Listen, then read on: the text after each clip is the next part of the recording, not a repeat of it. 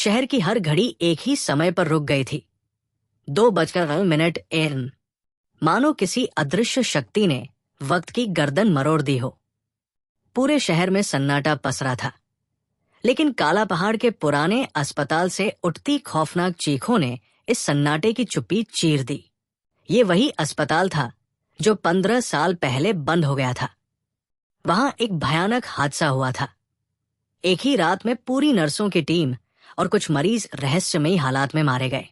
उस रात के बाद से जो भी उस अस्पताल में गया वो कभी लौटकर नहीं आया। मगर आज फिर वहां से आवाजें आ रही थी।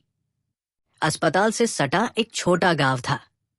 वहां के लोग इतने डरे हुए थे कि अपने घरों की खिड़कियां तक बंद कर चुके थे। आवाजें इतनी तेज थी कि उनके दिलों की धड़कनें भी सुनाई दे रही थी। तभी एक शहरी राहगीर जो गलती से उस इलाके में भटक गया था, डर के मारे सड़क पर गिर पड़ा।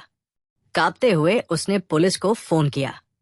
कोई है वहां, कोई मर रहा है। सब इंस्पेक्टर अरुण राठौर फाइलों में गुम अपने डेस्क पर बैठा था। केवल 23 साल का नौजवान, मगर उसकी आंखों में सदियों पुराना दर्द और अनुभव झलकता था। वो चाय के 10 खाली कपों के बीच बैठा था, जैसे नींद से लड़ रहा हो। उसकी आंखों के सामने खुली किताब थी, एक पुराना तांत्रिक ग्रंथ। क्या ये सब सच है? वो मन ही मन सोच रहा था। सर, कांस्टेबल अमित शर्मा हड़बड़ाता हुआ अंदर आया। वो अस्पताल से फिर आवाजें आ रही हैं। लोग डर के मारे बेहाल हैं। अरुण ने घड़ी देखी, रात के 2:50। धीरे से उठते हुए उसने कहा, चलो देखते हैं। अमित डर के मारे थरथरा रहा था। सर, पिछली बार जो 2 पुलिस वाले गए थे वो गायब हो गए। अरुण हल्के से मुस्कुराया। मैं अकेला नहीं हूं अमित। मतलब? वहां कोई मेरा इंतजार कर रहा है। अरुण की जीप धीरे धीरे अस्पताल के गेट के पास रुकी।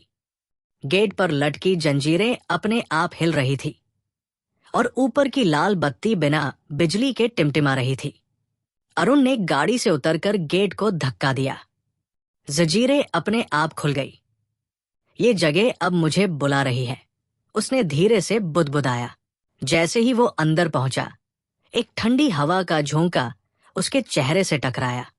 अंदर घुप अंधेरा था, फर्श पर खून के धब्बे और एक अजीब सी गंध। टक टक टक, किसी के कदमों की आवाज। उसने टॉर्च चलाया। तभी पीछे से एक फुसफुसाती आवाज आई, बचाओ। अरुण ने मुड़कर देखा। एक औरत खड़ी थी, सफेद कपड़े, बिखरे बाल और गहरे काले घेरे। तुम्हें मेरा इंतजार था, है ना? अरुण ने पूछा।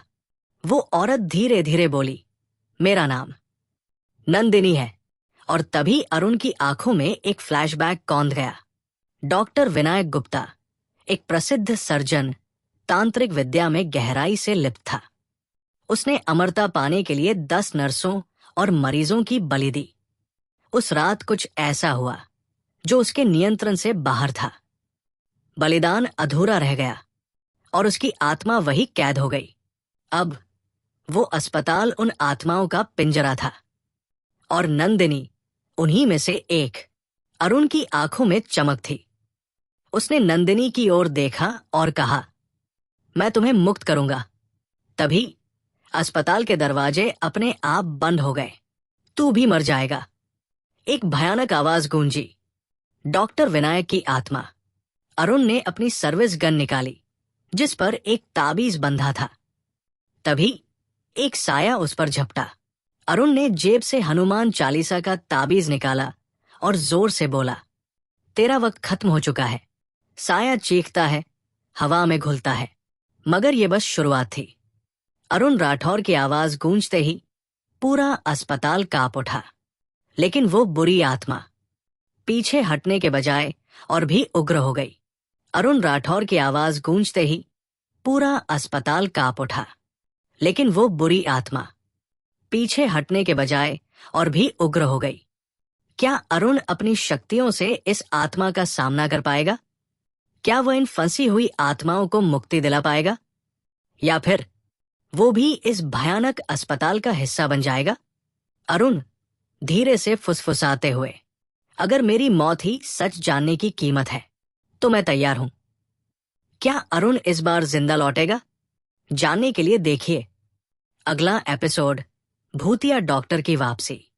सिर्फ हमारे चैनल पर सब्सक्राइब करें, बेल आइकन दबाएं और इंतजार कीजिए